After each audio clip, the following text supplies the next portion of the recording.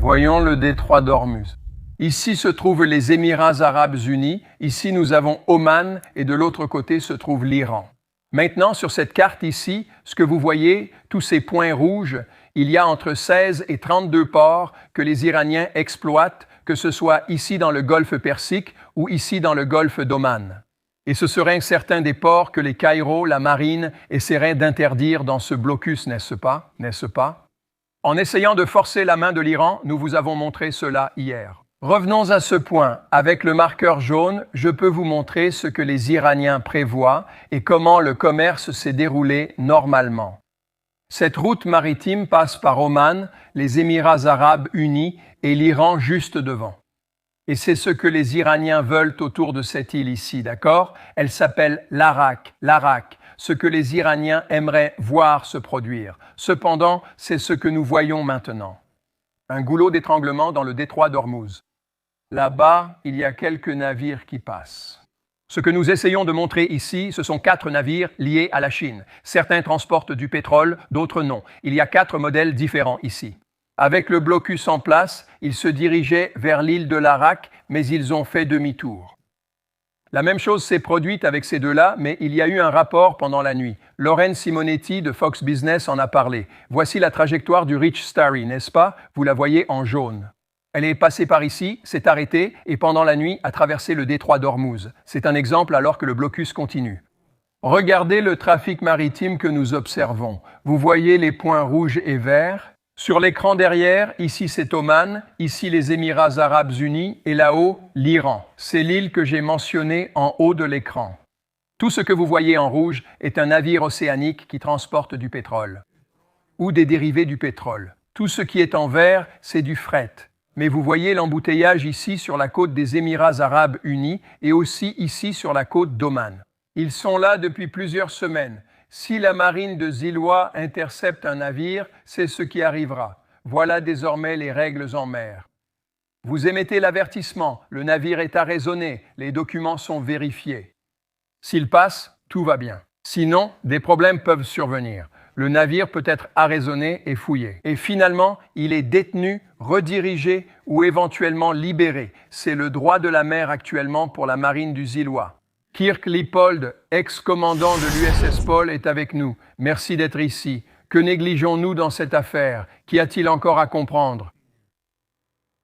Je pense, Bill, que l'essentiel à retenir est que la marine impose un blocus dans le détroit d'Ormuz et les ports iraniens. C'est une opération complexe, nécessitant de nombreux navires. Il y a beaucoup de territoires à couvrir, et si nous avons les forces nécessaires, si nous décidons, comme vous l'avez mentionné à propos du droit de la mer, que nous devrons arrêter et inspecter ces navires en envoyant une équipe prête à toute éventualité, car nous ne leur faisons pas confiance. Surtout ceux qui sont iraniens. Puis-je poser une question sur tous ces navires qui sont au large depuis des semaines? J'ai une question un peu bête, mais comment font-ils pour avoir assez de provisions pour gérer tout ça? Eh bien, Dana, excellente question. Beaucoup ont peu de provisions et les marins sont très inquiets de pouvoir rester approvisionnés. Les propriétaires des navires se demandent maintenant comment nous allons obtenir de la nourriture et assurer l'entretien de tous ces bateaux à l'arrêt qui attendent aussi bien dans le golfe Persique que dans le golfe d'Oman. Donc, je pense que la marine est attentive à cela. Ils travaillent avec des partenaires en Arabie Saoudite, à Oman, aux Émirats arabes unis, pour s'assurer que ces navires reçoivent le soutien nécessaire et que ces marins de tous ces différents pays soient assistés. Mais au bout du compte, nous, la marine des États-Unis, devons tenir l'Iran pour responsable de ce qu'il a fait et les ramener à la table des négociations. Maintenir la pression sur eux, car cela va coûter au régime iranien 13 milliards de dollars par mois, pour garantir que nous puissions maintenir ce blocus. Ils ne reçoivent pas le soutien économique, le soutien dont ils ont besoin. Leur économie était déjà chancelante quand tout a commencé. Donc, même s'il y a un impact sur tous ces navires qui attendent, ils ont besoin de soutien. Et les États-Unis travaillent par des voies diplomatiques pour garantir que cela se produise. Je serais d'accord avec ce que je viens de citer il y a quelques instants, lorsque cet officier a dit que ce blocus effraie vraiment l'Iran, parce qu'il étouffe leur économie. Je parlais avec Brian il y a peu de temps. C'est une partie d'échecs et chaque joueur fait un mouvement. Je pense que parfois, je réfléchis sur une période de 24 heures. C'est un échec et c'est ce que nous voyons. Partagez-vous ce point de vue? Bien sûr, Bill. En fait, je pense que les États-Unis réfléchissent encore plus loin que cela. Il ne s'agit pas seulement de la pression actuelle, mais aussi des conséquences si les Iraniens viennent réellement à la table des négociations et acceptent les 4 points principaux. Aucun programme nucléaire ou centrifugeuse, aucun soutien aux groupes mandataires, ouverture du détroit d'Ormuz et continuer à soutenir vous savez, les points principaux que Trump a établis. Je pense que, lorsque nous regardons tout cela, nous essayons d'anticiper comment nous allons réellement exécuter ces actions et les faire aboutir. Donc, c'est un jeu d'échecs, mais c'est aussi un jeu à long terme parce qu'au final, le régime iranien doit être mis à terre et comprendre qu'on ne peut pas lui faire confiance. Ce n'est plus une question de faire confiance et de vérifier. Il s'agit du fait qu'ils ont menti, qu'ils ont caché des informations et qu'ils assassinent depuis 47 ans. Leurs actions parleront d'elles-mêmes lorsqu'ils arriveront à la table des négociations. C'est aussi un jeu risqué. Le président Trump a évoqué hier d'autres pays susceptibles d'aider. Bien sûr, Monsieur le Président, attendez-vous à ce que d'autres pays participent à cet effort pour bloquer l'Iran et ceux-là en particulier? Oui, d'autres pays vont... Quels pays? Nous n'avons pas besoin d'autres pays, franchement, mais ils ont proposé leur aide. Nous allons clarifier cela probablement demain. Donc, ce sont les pays qui aident, mais quel est votre avis sur la Chine en particulier? Et comment peuvent-ils agir avec les Iraniens en coulisses? Tana, il y a 2 choses concernant la Chine auxquelles nous devons être très attentifs. Primeiro, eles os apoiaram militarmente. La plus grande menace qui persiste encore est le fait que la Chine possède une incroyable capacité de guerre cybernétique. L'Iran en possède aussi. Leur partage partiel de cette capacité est préoccupant. Lembre-se, sobre o Estreito de Hormuz est traité comme une voie navigable internationale avec liberté de navigation. Il en va de même pour la Chine en mer de Chine méridionale.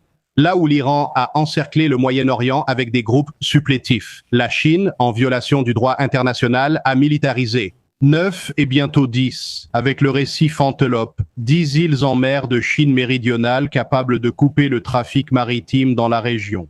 La Chine observe les actions des États-Unis et du reste du monde là-bas. 4 semaines avant le sommet. Dernier point ici. Avez-vous vu Jerry Baker dans le Wall Street Journal hier? Il a écrit un éditorial cinglant où il a essentiellement soutenu que cette administration improvise dans cette guerre. Êtes-vous d'accord avec cela? Ou voyez-vous plutôt un besoin d'imagination supplémentaire en fonction de ce que fait votre ennemi, votre adversaire? Je suis totalement en désaccord. Selon moi, des plans de guerre existent depuis des années, au commandement central et avec le commandant de la 5e flotte. Eles estão exercitando isso. Mais comme dans tout conflit, Mike Tyson a dit « Tout le monde a un plan jusqu'à ce qu'il prenne un coup de poing ». La réalité, c'est que nous avons essayé de faire en sorte que le régime iranien abandonne son programme nucléaire. Au final, ils ne l'ont pas fait et nous nous adaptons. S'adapter en plein conflit fait partie du processus. Vous devez être flexible pour soutenir les opérations en cours, mais aussi réfléchir stratégiquement aux impacts à long et à court terme, ainsi qu'à la manière dont nous traitons avec le régime. Comprendre la question du détroit. D'Ormuz depuis le début. Je pense qu'on s'attendait à ce que cela ne se passe pas aussi vite et que l'Iran ne réagirait pas de cette façon en menaçant avec des mines, des bateaux rapides et d'autres moyens. Nous nous sommes rapidement adaptés et avons dit « Très bien, si vous voulez jouer, nous allons augmenter la mise car nous avons la capacité militaire, la capacité de tout couper, d'étrangler l'économie de l'Iran et de les empêcher de ravitailler et de soutenir n'importe laquelle de leurs forces. Et, en plus de cela, garantir que leur économie en paie le prix. » Merci pour votre temps. Merci. Merci d'avoir servi au commandement de l'Escole. Oui, merci. C'était un plaisir d'appeler. Merci beaucoup.